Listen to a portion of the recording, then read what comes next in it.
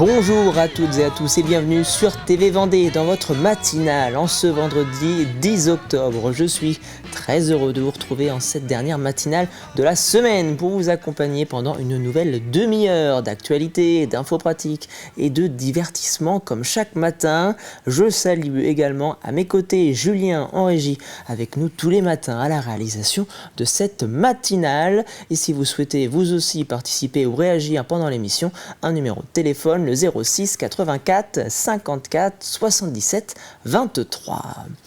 Commençons cette matinale avec un coup d'œil à la météo de ce vendredi 10 octobre. Et vous le voyez, avec la carte qui s'affiche, le soleil sera bel et bien présent en Vendée. Dès ce matin, il brillera avec des températures relativement correctes. 8 degrés dans l'est du département. Il fera jusqu'à 10 degrés sur le littoral vendéen. Et puis, si nous jetons un petit coup d'œil à la météo de cet après-midi, vous allez le voir, le soleil ne bouge pas. Il est toujours bel et bien présent. Pas de nuages à l'horizon normalement, et du côté des températures, il fera 20 degrés sur l'est du département et jusqu'à 22 degrés sur le littoral. Et puis justement, puisqu'on parle de météo, direction le lac Moulin-Papon.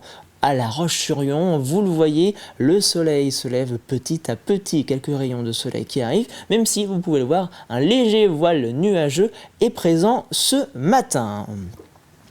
Direction le littoral vendéen pour nous concerner aux marées de la journée. Les marées au niveau de Beauvoir-sur-Mer et du Gois. La pleine mer, c'était ce matin aux alentours de 7h07. La mer se retire tranquillement jusqu'à 13h59 avant une seconde pleine mer aux alentours de 19h28. Coefficient de 98 à 104, et c'est la même chose du côté de la Tranche-sur-Mer. La pleine mer était ce matin à 6h53 et l'océan se retire jusqu'à 13h37.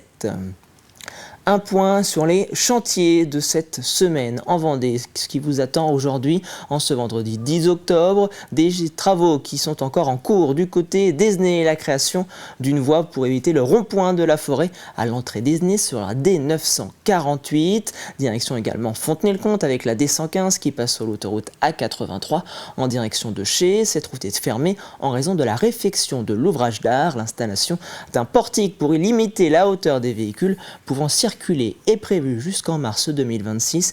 Et puis sachez également, si on se projette à ce week-end, que les routes du côté de Saint-Mémin et de Dompierre-sur-Yon seront fortement fermées, tout simplement en raison du Tour de Vendée cycliste qui a lieu ce samedi 11 octobre, je le rappelle. Donc attention, si ce samedi vous avez prévu de vous déplacer dans ce secteur, de nombreuses routes seront fermées et de grosses déviations seront donc à prévoir. Vous êtes peut-être bientôt justement sur la réserve. Je vous propose de jeter un coup d'œil au prix des carburants en cette fin de semaine. Si vous roulez au samplon 95, direction La Roche-sur-Yon, le Leclerc des Oudéries, le Poiret-sur-Vie ou encore Luçon et le Super U, où le prix à la pompe s'affiche à 1,59 €. Pour les utilisateurs de véhicules au diesel gasoil, direction Benay, le Intermarché de Benay, le Leclerc des Oudéries à La Roche-sur-Yon ou encore Saint-Hilaire-de-Loulay avec un prix affiché à la pompe 1,52 €, 1,53 €. En ce 283e jour de l'année, nous fêtons les Ghislains et les Ghislaines. Alors bonne fête à tous les Ghislains et les Ghislaines de votre entourage. Un mot également du soleil qui se couche ce soir à 19h28. Nous perdons ainsi aujourd'hui 3 nouvelles minutes d'ensoleillement. C'est l'heure de passer au journal préparé par les équipes de la rédaction de TV Vendée.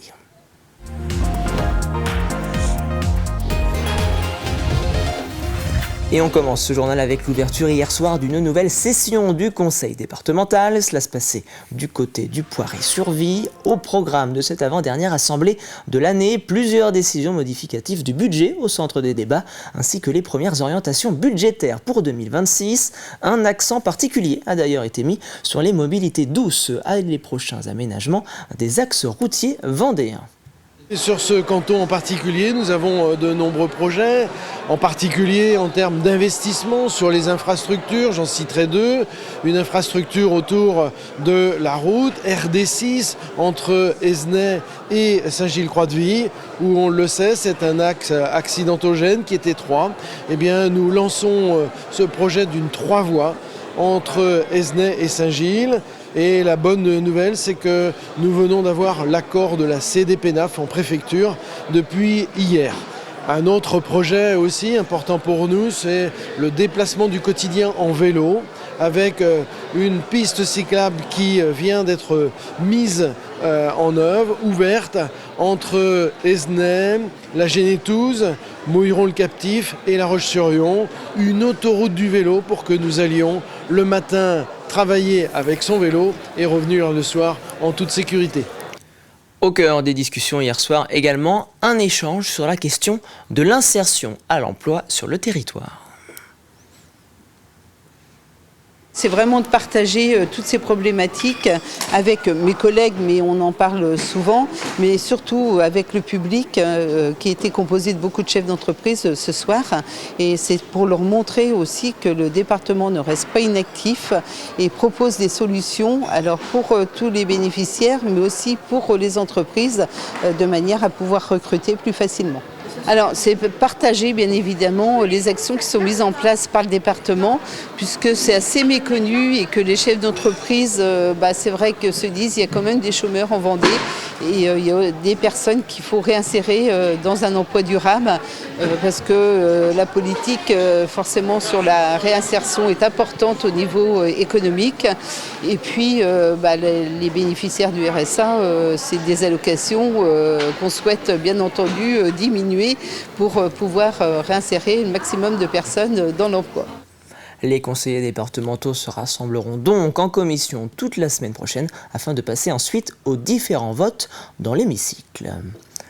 L'actualité en bref en Vendée, c'est également l'annonce de la fermeture de l'unité de soins palliatifs de l'hôpital de La Roche-sur-Yon. Dans un communiqué publié hier, l'Union syndicale départementale Santé et Action sociale 85 fait part de cette fermeture, je cite, immédiate et brutale, dont les personnels soignants ont été mis devant fait accompli.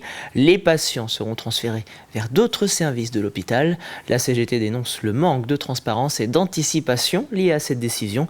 Elle demande également une concertation entre les soignants et les représentants du personnel. Direction Fontenay-le-Comte, où se déroule ce dimanche la Marche Rose fontenaisienne. Portée par le sport athlétique fontenaisien, la Clinique Sud-Vendée, l'Association vendéenne de lutte contre le cancer et la CPTS locale, 8 professionnels de la santé seront d'ailleurs présents sur place pour répondre à tous les questions des participants et des participantes. L'intégralité des sommes récoltées lors de l'événement ira au profit de la recherche et de l'accompagnement des malades atteints du cancer du sein. Nous allons partir de la clinique, puisque cette marche elle a été créée au départ par les infirmières de la clinique. Et j'espère qu'on sera 2000 personnes cette année. On était 1000 l'année dernière, donc pourquoi pas doubler cette année. Ça sera allure libre, donc les gens pourront courir, marcher à leur rythme. Ils ne seront pas encadrés. Il y aura seulement des signaleurs au carrefour et il y aura des rubans roses pour indiquer le parcours. Quand on voit le nombre de personnes, nous, dans nos ateliers bien-être qui viennent nous rejoindre, il faut se dire que malheureusement, le cancer du sein n'est pas enrayé, bien au contraire. Et les inscriptions à la Fontenaisienne sont disponibles sur la plateforme Hello Asso. Restons dans le sud Vendée avec le lancement de la 3e édition du Festival de la transition écologique porté par la communauté de communes Vendée Grand Littoral, située au carrefour entre près de 30 km de côte, le Marais Poitevin ou encore les paysages vallonnés du Bocage. Les enjeux environnementaux sont nombreux pour ce territoire. Alors du 16 au 24 octobre, des conférences, des ateliers ou encore des visites d'entreprises seront organisées à destination des habitants. Ça permet effectivement de mettre 35 rendez-vous dans chacune de nos 20 communes du territoire pour sensibiliser, pour rapprocher la question de la transition énergétique, notamment avec le quotidien de nos habitants. La transition énergétique, ça peut être perçu comme quelque chose un peu de théorique ou de lointain.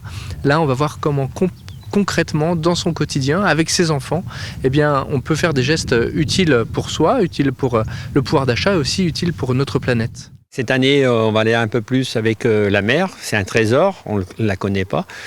Comment la préserver, mais aussi comment on peut exploiter certaines ressources qui demain sont peut-être notre avenir. On a la forêt aujourd'hui, on a des puits de carbone avec la forêt, mais il n'y a pas que la forêt qui est un puits de carbone. On a nos marais, mais comment on peut voir. On a l'eau Mais aussi, comment aussi, avec un barrage, on peut apporter de la biodiversité avec des débits, alors c'est un peu plus technique, débits réservés, entre guillemets, qui vont permettre d'alimenter en période de sécheresse le milieu. Depuis 2024, le label Destination d'Excellence récompense les sites touristiques aux 4 coins de la France, une distinction attentive à l'accessibilité des lieux d'accueil du public, mais également à leur éco-responsabilité. Des efforts qui permettent ainsi une meilleure reconnaissance de ces lieux souvent patrimoniaux. En Vendée, 8 sites sont déjà labellisés Destination d'Excellence et 3 autres sont en attente d'obtention de cette distinction. Reportage signé Cyril Guillet. Parmi les 8 sites qui ont été labellisés Destination d'Excellence en Vendée, 5 sont implantés sur la communauté de communes Vendée-Sèvres-Autizes. On y retrouve l'embarcadère de l'abbaye de Maizet ainsi que celui du Mazo et la structure originale Vélotour basée à Maillé. 2 autres sites ont retenu l'attention du jury, le moulin de la Meunerie et le centre minier de Fémoreau. C'est une belle récompense, un travail qui s'est mené sur plusieurs mois, même un an de travail qui s'est mis en partenariat avec Vendée Expansion.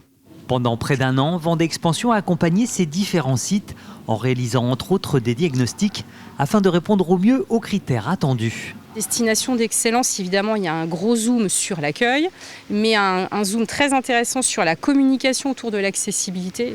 Et puis l'autre point qui est quand même assez important, c'est le pilier éco-responsable. Et ici aussi, au Moulin de la Meunerie, le volet éco-responsable a été passé au crible. Tout ce qui est suivi de la consommation d'électricité, consommation d'eau, végétalisation du site. C'est vraiment les détails, les ampoules LED, les produits écolabel pour les produits d'entretien, utilisation de lavettes. Enfin, c'est vraiment des choses assez précises. Venu remplacer la marque Qualité Tourisme, le label Destination d'Excellence vise à renforcer le niveau d'exigence attendu dans les établissements touristiques. C'est un gage de qualité et puis aussi une promesse, la promesse d'un accroissement de l'attractivité. C'est évidemment le site qui en bénéficie, mais ça met en avant un projet collectif autour de ça. Et c'est ce que je trouve intéressant dans le label, c'est qu'évidemment il y a une visibilité grand public, ça apporte un gage de qualité aux visiteurs, mais pour nous aussi c'est un travail qui nous a permis de nous remettre en cause, de nous questionner et de voir aussi ce qu'on pouvait faire pour améliorer notre fonctionnement. Porté par Atout France, le label Destination d'Excellence est décerné pour une période de 5 ans. Un hommage était rendu ce mercredi 8 octobre à Joseph Lezafre, jeune Yonnais mort pour la France à l'âge de 20 ans le 7 février 1945 à Arthon-en-Ré. Une cérémonie organisée au cimetière du Point du Jour à La Roche-sur-Yon, portée entre autres par le Comité du Souvenir français. Des élèves de plusieurs collèges et lycées de l'agglomération étaient également présents pour rendre hommage à Joseph Lezafre. Une célébration qui fait écho au 80e anniversaire de la Libération.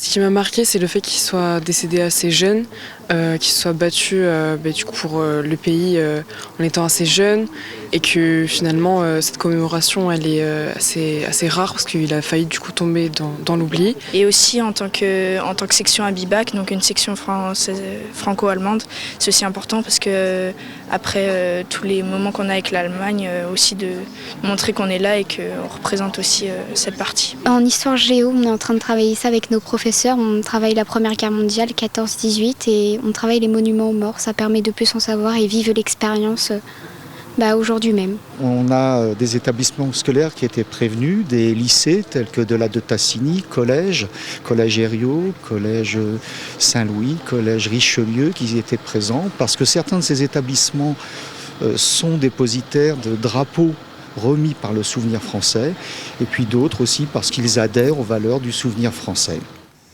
Un mot pour terminer ce journal de la fête de la science qui a lieu partout en France jusqu'au 13 octobre. En Vendée, vous avez par exemple jusqu'à ce dimanche au Sable d'Olonne, salle Audubon, pour profiter du village des sciences organisé pour l'occasion. L'association du Musée du Sable, porteuse du projet, invite ainsi petits et grands à venir rencontrer les acteurs et actrices vendéens qui partageront leur savoir-faire et leur connaissance sur les sciences. C'était le journal préparé par la rédaction de TV Vendée. Je vous propose désormais de jeter un rapide coup d'œil à la météo de votre vendredi 10 octobre. Et vous le voyez, le soleil brille déjà généreusement en Vendée, 8 à 10 degrés sur l'ensemble du département en cette matinée. Et puis si nous jetons un rapide coup d'œil à cet après-midi, vous le voyez, le soleil est encore une nouvelle fois bel et bien présent avec des températures de 20 à 22 degrés. Direction avec cette webcam le lac Moulin-Papon à La Roche-sur-Yon. Vous allez le voir, déjà ces belles images avec ce soleil qui se lève petit à petit sur le lac Moulin-Papon, même si vous voyez un léger plafond nuageux est bien présent ce matin. C'est l'heure de retrouver désormais le plus de l'info.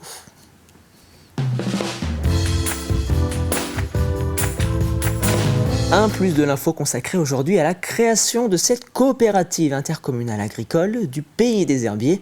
Alors quels sont les enjeux d'un tel organisme pour les restaurants collectifs du territoire? Réponse dans ce plus de l'info.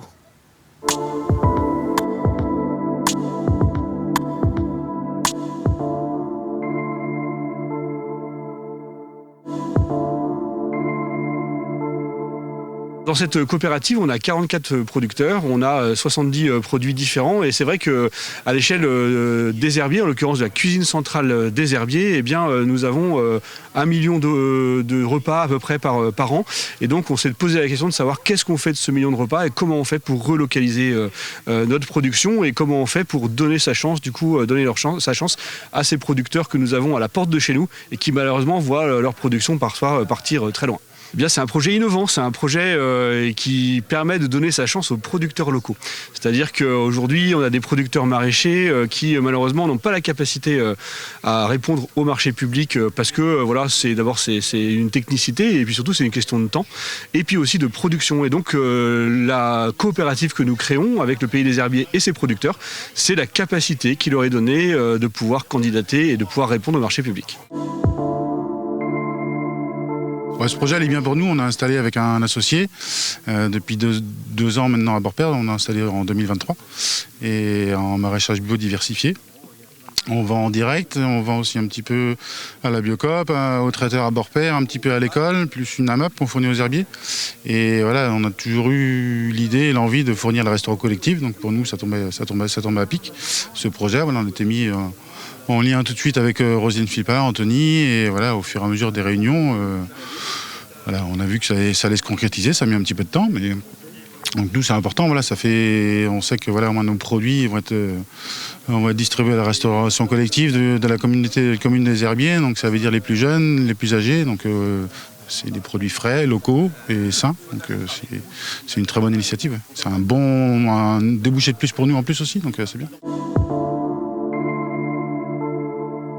Je travaille dans un restaurant scolaire et puis on a 160 enfants. C'est vrai qu'à cet âge-là, ils sont en plein dans le développement du goût. Donc c'est vrai que j'ai fait l'expérience il n'y a pas si longtemps que ça de carottes râpées en sachet. Les enfants n'en ont pas voulu alors que des carottes fraîches, ils les ont mangées. Donc vous voyez déjà, les enfants ont déjà une bonne idée de ce qu'ils veulent manger. Ce projet m'apporte d'avoir des produits de proximité parce que c'est vrai que je travaille avec des prestataires. Et on a des produits qui véhiculent sur toute la France, alors qu'on a un territoire sur la Vendée qui est quand même assez bien fourni au niveau alimentation. Donc ça serait dommage de s'en priver. Un plus de l'info que vous retrouvez bien évidemment sur notre site tvvendée.fr. C'est l'heure de passer à la chronique du jour. Une chronique hebdomadaire du vendredi consacrée à l'agenda de la fin de semaine et des prochains jours, au programme Fête de la Science, spectacles culturels et événements musicaux. Alors à vos calendriers, c'est parti.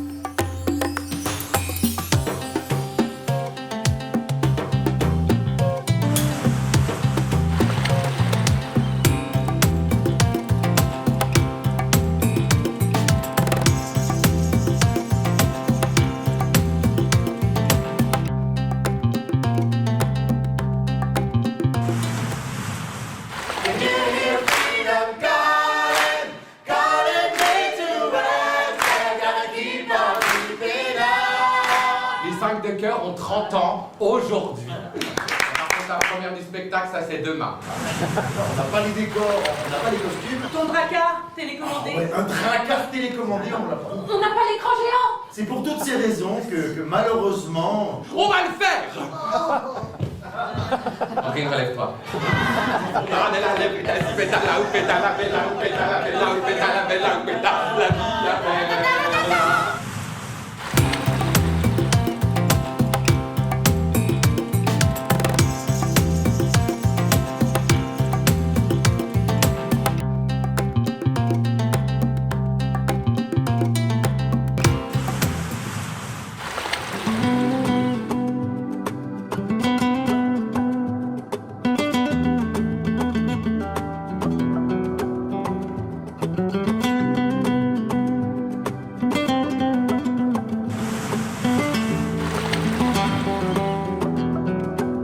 Comment expliquer et comment décrire un amour si grand, si puissant que rien ne peut le contenir. Tu sais mes espoirs, Seigneur, tu sais mes craintes. Mes mots sont bien trop petits pour dire tout l'amour que j'ai pour toi.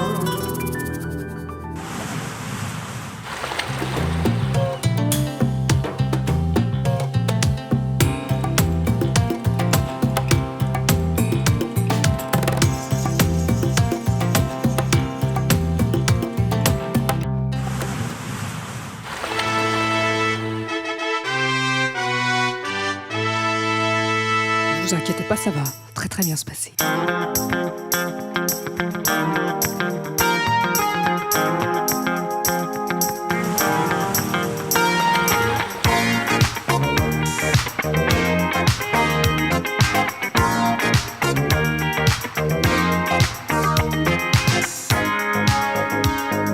Alors on dit oui, monsieur le préfet. Maintenant qu'on est connu, on crame le budget.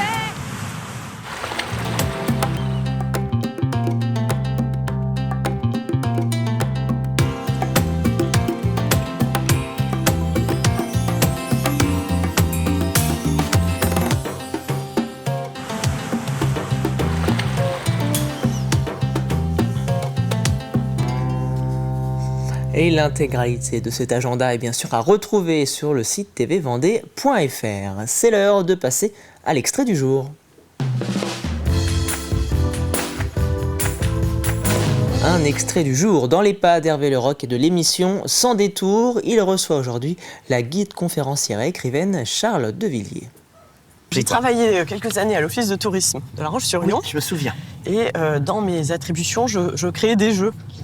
Et donc voilà, et donc du coup le président de l'office de tourisme, qui est le maire de la Chaise, Yannick David, disait ah bah voilà, elle est ludologue, etc. Mais en fait c'est quand même un vrai métier d'inventer des jeux.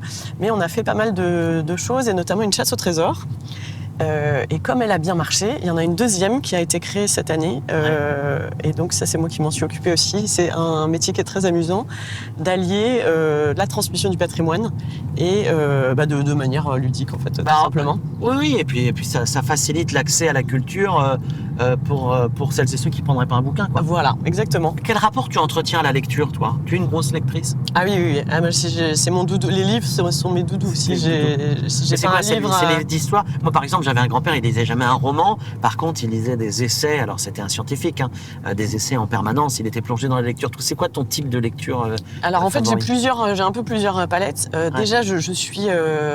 donc j'ai décidé d'arrêter d'acheter des livres parce qu'il y a des livres partout à la maison, que ça croule de partout, ça déborde de partout, il n'y a plus de place, donc voilà. Mais du coup, je fréquente... Un livre qui rentre, c'est un livre qui sort, me disait ma tante. Ouais, non, il y avait de livres chez mes grands-parents. Donc je fais pas de désherbage chez moi selon la formule consacrée, ce que font les bibliothécaires. Donc je fréquente assidûment les bibliothèques. D'accord. Et puis j'ai des clubs de lecture avec des copines, etc. Pour que les livres tournent en fait. Et retrouvez également aujourd'hui le nouveau numéro de Repère. Elle fait un écho à l'un des reportages réalisés cette semaine. C'est la question du jour en ce vendredi. Comment mieux accompagner les aidants familiaux en Vendée? Vous avez peut-être dans votre entourage ce parent, ce conjoint ou ce voisin qui donne quotidiennement de son temps à un proche pour différentes raisons. Alors quelle serait la meilleure façon de l'accompagner? Rendez-vous sur la page Facebook TV Vendée pour donner vos réponses. On passe désormais à votre café cuisine.